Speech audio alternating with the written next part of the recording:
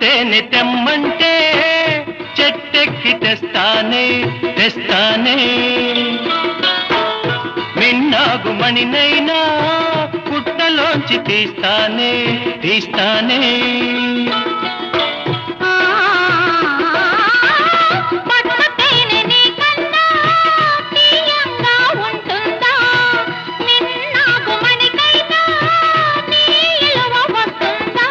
అంతేనా అంతేనా అవును అంతేనా